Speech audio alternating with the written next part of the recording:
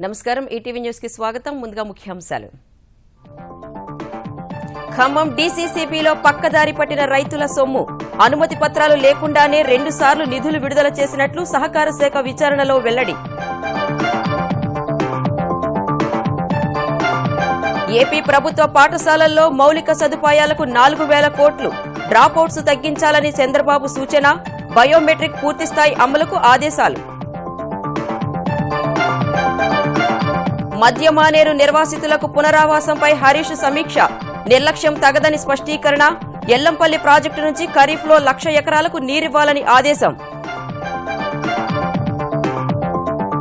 నేటి నుంచి మధ్యప్రదేశ్ ముఖ్యమంత్రి నిరాహార దీక్ష రుణాలు చెల్లించలేని రైతులను ఆదుకునేందుకు రుణ పరిష్కార పథకం తెస్తామని ప్రకటన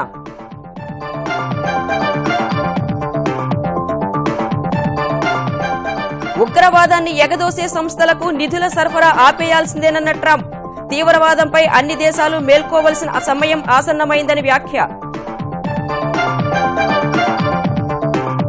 ఛాంపియన్స్ ట్రోఫీలో సెమీస్ ఆశలు నిలుపుకున్న బంగ్లాదేశ్ న్యూజిలాండ్పై 5 వికెట్ల తేడాతో విజయం నేడు ఇంగ్లండ్తో ఆస్ట్రేలియా అమీతుమీ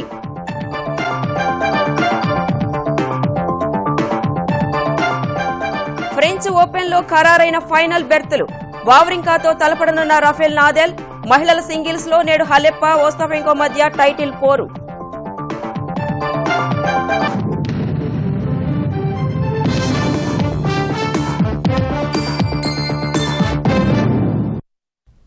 ఖమ్మం జిల్లా కేంద్ర సహకార బ్యాంకులో రైతుల సొమ్ము దారి మళ్లినట్లు వెల్లడైంది రైతుల అనుమతి పత్రం లేకుండా రుణ ఖాతాల నుంచి నిధులు డ్రా చేసినట్లు ప్రాథమికంగా నిర్ధారణైంది ఇది నిబంధనలకు విరుద్దం అక్రమమని తెలంగాణ సహకార శాఖ వెల్లడించింది డీసీసీబీ పాలక మండలి అవినీతిని తీవ్రంగా పరిగణిస్తోన్న టీఎస్ క్యాబ్ ఈ వ్యవహారంపై కమిటీ నివేదిక అందగానే చర్యలు తీసుకునేందుకు సిద్దమవుతోంది మరోవైపు డీసీసీబీ సిబ్బందిపై రాష్ట్ర బ్యాంకుకు పర్యవేక్షణ అధికారం ఉండాలనే అంశంపై జాతీయ కమిటీ అధ్యయనం చేస్తోంది ఖమ్మం జిల్లా కేంద్ర సహకార బ్యాంక్ డీసీసీబీలో రైతుల సొమ్మును అక్రమంగా మళ్లిస్తున్నట్లు సహకార శాఖ ప్రాథమిక విచారణలో తాజాగా నిర్ధారించారు పాత ఖమ్మం జిల్లా పరిధి కలిగిన ఈ డీసీసీబీలో రైతుల అంగీకార పత్రాలు వ్యక్తిగతంగా తీసుకోకుండా రుణ ఖాతాల నుంచి నిధులు మళ్లించినట్లు తేల్చారు రైతులు సభ్యులుగా ఉన్న ప్రాథమిక వ్యవసాయ సహకార సంఘాల ద్వారా రైతుల రుణ ఖాతాల నుంచి 2 దఫాలుగా డీసీసీబీ నిధులు తీసుకుంది మొదట ఒక్కో రైతు ఖాతా నుంచి ₹100 రెండోసారి 300 చొప్పున తీసుకున్నారు రుణమాఫీ అయిన రైతుల ఖాతాల నుంచి మరో ₹200 దీర్ఘకాలిక వ్యవసాయ రుణ ఖాతాల నుంచి ₹1,000 చొప్పున తీసుకున్నారని తెలంగాణ రాష్ట్ర సహకార శాఖకు ఫిర్యాదులు అందాయి ఇవి 6 కోట్ల రూపాయలకు చేరినట్లు అంచనా ఈ బ్యాంకు ఆధ్వర్యంలో ప్రత్యేకంగా రైతు సంక్షేమ నిధి పేరిట ట్రస్ట్ ఏర్పాటు చేసి రైతుల సౌకర్యార్థం ప్రత్యేకంగా ఓ ఆస్పత్రికి ఉద్యోగాల భర్తీ కోసం ప్రకటనలు సైతం ఇచ్చారు సహకార సంఘాల సభ్యులైన రైతుల సొమ్ముతో ఇలాంటి పనులు చేయాలంటే తొలత ప్రతి సంఘం సర్వసభ్య సమావేశం నిర్వహించి రైతుల నుంచి అనుమతి పత్రాలు తీసుకోవాలి అయితే తమకు తెలియకుండా సొమ్ము తీసుకుని దుర్వినియోగం చేస్తున్నారని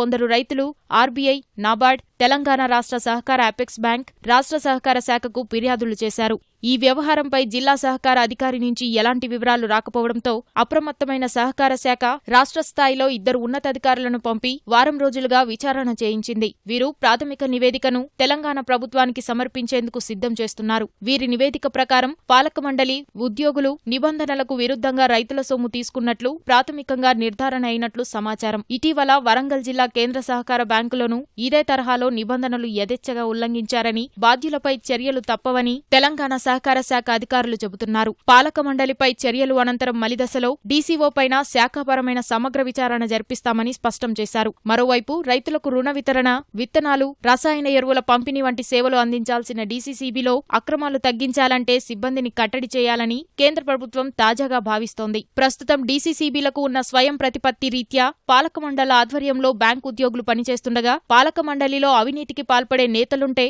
ఉద్యోగులు సైతం అదే దారిలో పయనిస్తున్నారు ఈ నేపథ్యంలో ఉద్యోగులపై పాలనాధికారి ఎవరుండాలనే అంశంపై అధ్యయనానికి కేంద్రం జాతీయ కమిటీని ఏర్పాటు చేసింది నాబార్డు డీజీఎం చైర్మన్ గా ఏర్పాటైన ఈ కమిటీలో TS cab chairman Konduru Ravinderrao సభ్యుడుగా ఉన్నారు డీసీసీబీ ఉద్యోగులపై రాష్ట్ర స్థాయి సహకార శాఖ పట్టు ఉండాల్సిందేనని టీఎస్ క్యాబ్ ఈ కమిటీకి స్పష్టం చేసింది దేశవ్యాప్తంగా పలు రాష్ట్రాల సహకార బ్యాంకులు సైతం ఇదే అభిప్రాయం చెబుతున్నాయి రైతాంగం విశాల ప్రయోజనాల దృష్ట్యా డీసీసీబీ ఉద్యోగులపై సహకార శాఖకు పాలనాధికారం ఉంటేనే పనితీరు మెరుగుపడుతుందని మానవ వనరుల విభాగాన్ని ప్రక్షాళన చేయాలని జాతీయ కమిటీలో చర్చించామని తెలంగాణ రాష్ట్ర సహకార సంఘం అధ్యక్షుడు కొండ్రు రవీందర్రావు స్పష్టం చేశారు.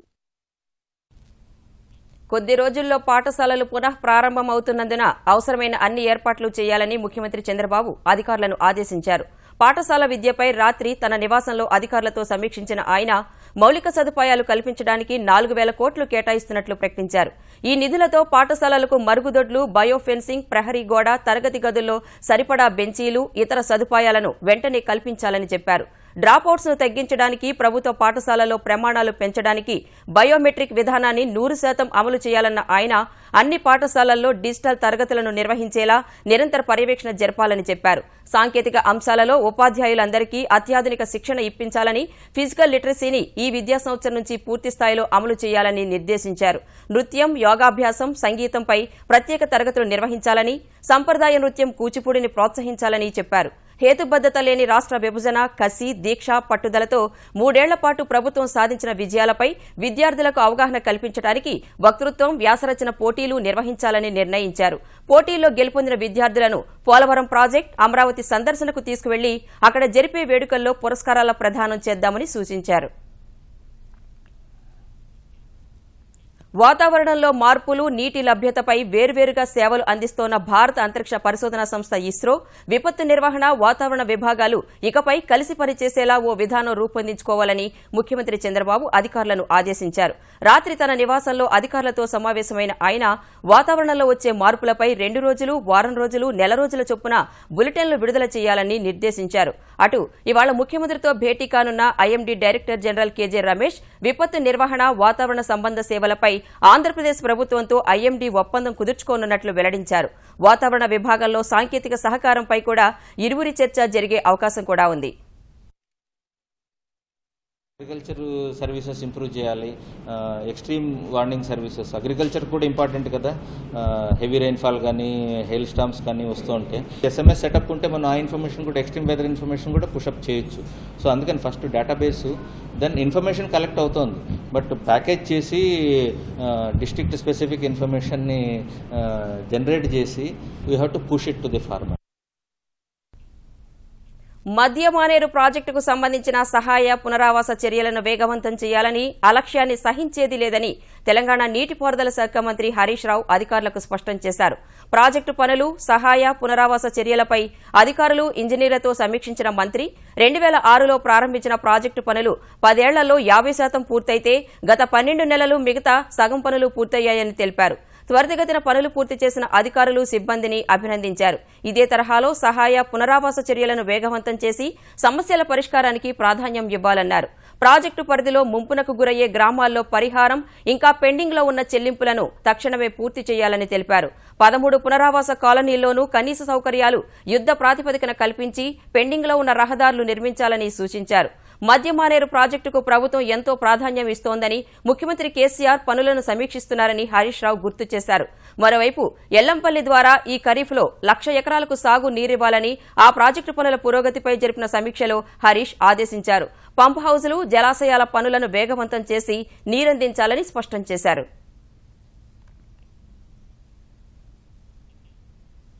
ఉపాధ్యాయుల పదోన్నతుల వ్యవహారంలో తెలుగు రాష్ట్ర ప్రభుత్వాల తీరును హైకోర్టు తప్పుబట్టింది.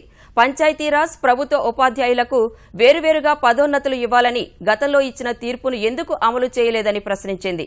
పదోన్నతుల్లో పంచాయతీరాజ్, ప్రభుత్వ ఉపాధ్యాయులకు ఏకీకృత విధానం అమలు చేయడాన్ని సవాలు చేస్తూ గతంలో ప్రభుత్వ ఉపాధ్యాయులు దాఖలు చేసిన వ్యాజ్యంపై విచారణ జరిపిన హైకోర్టు వేరువేరుగానే పదోన్నతులు ఇవ్వాలని 2003 సెప్టెంబర్ 18న తీర్పునివ్వగా తరువాత సుప్రీంకోర్టు కూడా సమర్థించింది. అయితే తీర్పు అమలు కావడం లేదంటూ కొందరు ఉపాధ్యాయులు కోర్టు ధిక్కరణ వ్యాజ్యం దాఖలు చేశారు. MEO, deputy DEO, diet lecturer పోస్టులకు ప్రభుత్వ ఉపాధ్యాయుల నుంచే పదోన్నతులు కల్పించాలని కోరారు. ఈ వ్యాజ్యంపై విచారణలో కోర్టు తీర్పును అమలు చేస్తామని తెలంగాణ సర్కార్ హామీ ఇచ్చినప్పటికీ ఆ దిశగా చర్యలు చేపట్టలేదన్న హైకోర్టు ఆంధ్రప్రదేశ్ వాదనతో కూడా విభేదించింది. కోర్టు ధిక్కరణ వ్యాజ్యాన్ని విచారణకు స్వీకరించిన హైకోర్టు గతంలో ఇచ్చిన తీర్పును అమలు చేసేందుకు జూలై 14 వరకు 2 ప్రభుత్వాలకు గడువు ఇచ్చింది. జూలై 14న జరిగే విచారణకు అధికారులు స్వయంగా హాజరు కావాలని స్పష్టం చేసింది.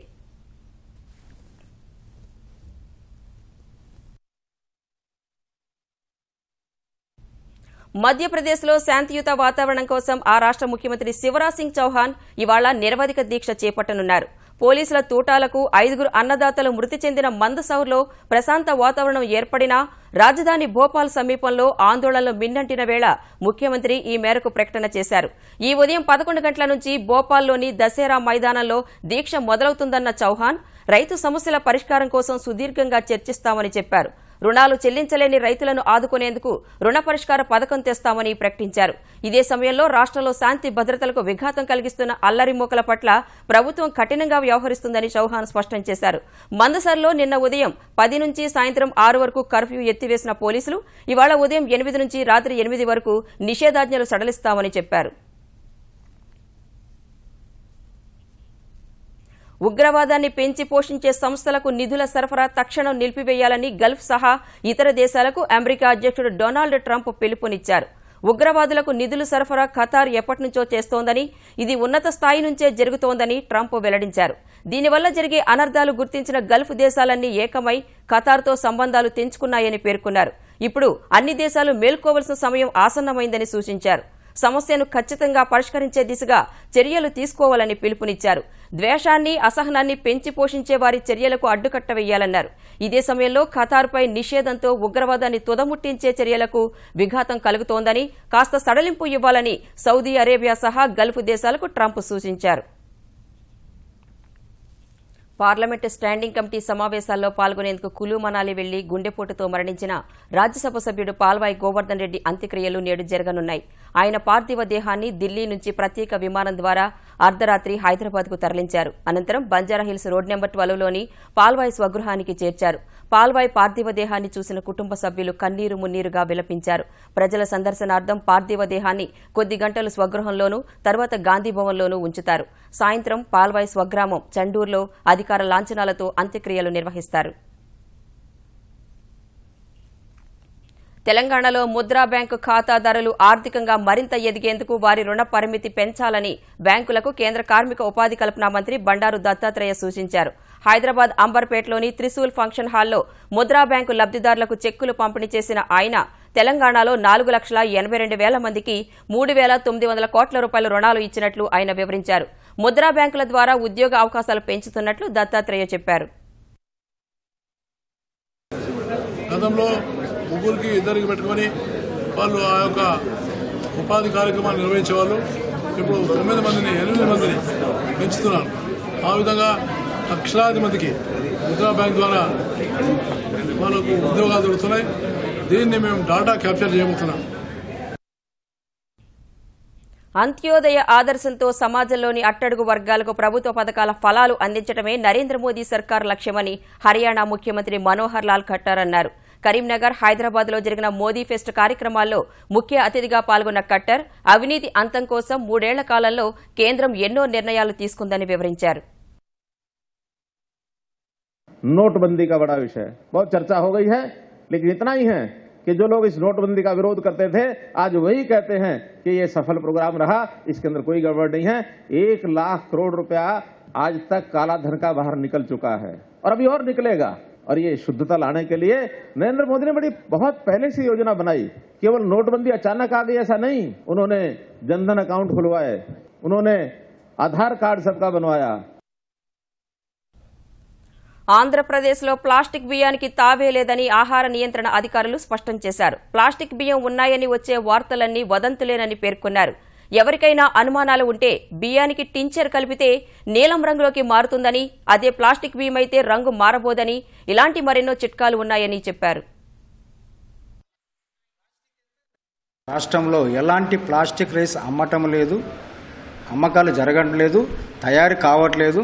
ఇలా కలిసే అవకాశాలు ఎట్టి పరిస్థితుల్లో కూడా లేవని చెప్పి గంటబద్ధంగా చెప్పగలుగుతున్నామండి. రైస్ వండుకునేటప్పుడు ఒక గిన్నెలో కానివ్వండి రైస్ వేసేసి ఒక 5-10 నిమిషాలు మీరు పెడితే మొత్తం రైస్ అయితే ఒరిజినల్ బియ్యం అయితే మొత్తం అడుక్కి వెళ్ళిపోతుందండి. ఒకవేళ ప్లాస్టిక్ అయితే కనుక పైన తేలుతుంది.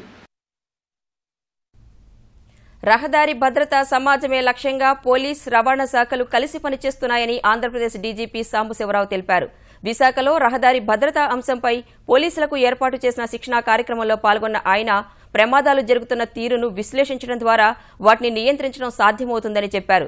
జూలై 1 నుంచి NH-16 పై జరిగే ప్రతి ఒక్క ప్రమాదం వివరాలు యాప్లో నిక్షిప్తం చేసే విధంగా సిబ్బందికి ఆదేశాలిచ్చామని, ఈ మేరకు శిక్షణా తరగతులు ఏర్పాటు చేస్తున్నామని డీజీపీ వివరించారు. ఈ నెల చివరికల్లా ప్రతి సబ్ ఇన్స్పెక్టర్ కూడా జరిగినటువంటి యాక్సిడెంట్ని టెక్నాలజీ ద్వారా ఐటీ అప్లికేషన్లోకి ఎంటర్ చేయాలి. ఎంటర్ చేస్తే ఏ దారిలో ఎక్కువ అవుతున్నాయి, ఏ టైంలో ఎక్కువ అవుతున్నాయి, ఎందుకు ఎక్కువ అవుతున్నాయి అనేటువంటి కారణాలను విశ్లేషించి తద్వారా సరైనటువంటి నిర్ణయాలు, సరైన ఇంటర్వెన్షన్స్ తీసుకుంటే రోడ్ సేఫ్టీ పెరుగుతుంది అనేటువంటిది మా భావన. కానిస్టేబుల్ ఉద్యోగానికి ఎంపికైనప్పటికీ తెలంగాణ ఉద్యమంలో ఉన్న కేసుల కారణంగా శిక్షణకు నోచుకోని అభ్యర్థుల పట్ల సానుకూలంగా వ్యవహరించాలని మంత్రులు నాయిని, హరీష్ రావు అభిప్రాయపడ్డారు. ప్రభుత్వం మంజూరు చేసిన 10,000 పోలీస్ కానిస్టేబుల్ పోస్టులకు ఎంపికైన అభ్యర్థుల్లో కొంతమందిపై కేసులు ఉన్నాయి. ఈ విషయాన్ని దరఖాస్తులో తెలపకుండా దాచిపెట్టిన అభ్యర్థులను శిక్షణకు ఎంపిక చేయకుండా పక్కన పెట్టేశారు. వీరి అంశంపై ప్రిన్సిపల్ సెక్రటరీ రాజీవ్ త్రివేది, పూర్ణచంద్రరావు ఇతర అధికారులతో కలిసి సమీక్షించిన మంత్రులు తెలంగాణ ఉద్యమానికి సంబంధించిన కేసులు మాత్రమే ఉన్న అభ్యర్థుల పట్ల సానుకూలంగా స్పందించాలని సూచించారు. పూర్తిస్థాయిలో పరిశీలించి తగిన చర్యలు తీసుకోవాలని సమావేశంలో నిర్ణయించారు. భద్రాద్రి సీతారామచంద్రస్వామికి బెంగళూరుకు చెందిన భక్తులు 5 కోట్ల రూపాయల విలువైన బంగారు కవచాలు మొక్కుగా సమర్పించారు. కుటుంబంతో వచ్చి స్వామివారిని దర్శించుకున్నారు. ప్రత్యేక పూజలు నిర్వహించిన తర్వాత రాములోరికి 14 కిలోల బంగారు కవచాలు సమర్పించారు. ప్రతి శుక్రవారం రామయ్యకు ఈ బంగారు కవచాలు అలంకరించాలని ఆలయ వర్గాలు నిర్ణయించాయి.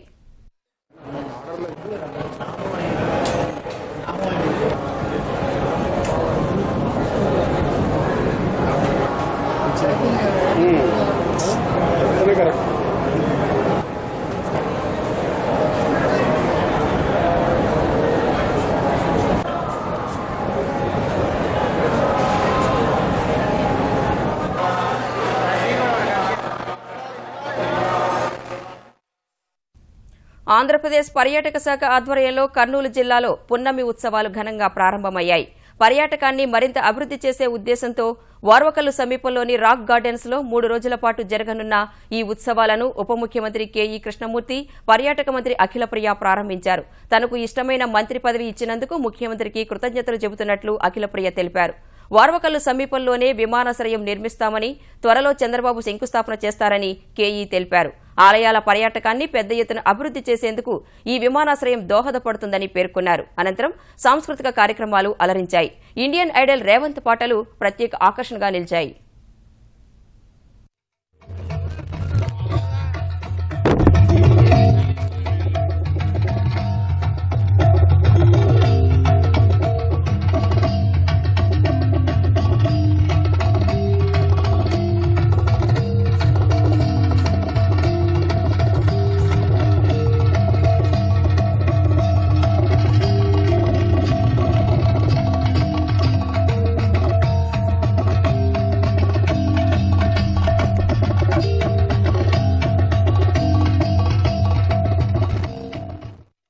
వైద్య దంత విద్య కోర్సులో ప్రవేశానికి నిర్వహించిన జాతీయ అర్హత పరీక్ష నీట్ 2017 ఫలితాల విడుదలను నిలుపుదల చేస్తూ మద్రాసు హైకోర్టు ఇచ్చిన తీర్పుపై తక్షణమే స్టే విధించాలని సీబీఎస్ఈ సుప్రీంకోర్టును ఆశ్రయించింది.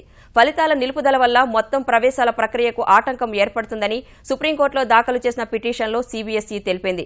పరీక్షకు హాజరైన 12 లక్షల మంది భవిష్యత్తుతో ఈ అంశం ముడిపడి ఉందని వివరించింది. సీబీఎస్ఈ పిటిషన్ను విచారణకు స్వీకరించిన సుప్రీంకోర్టు ధర్మాసనం ఈ నెల 12న వాదనలు వింటామని తెలిపింది.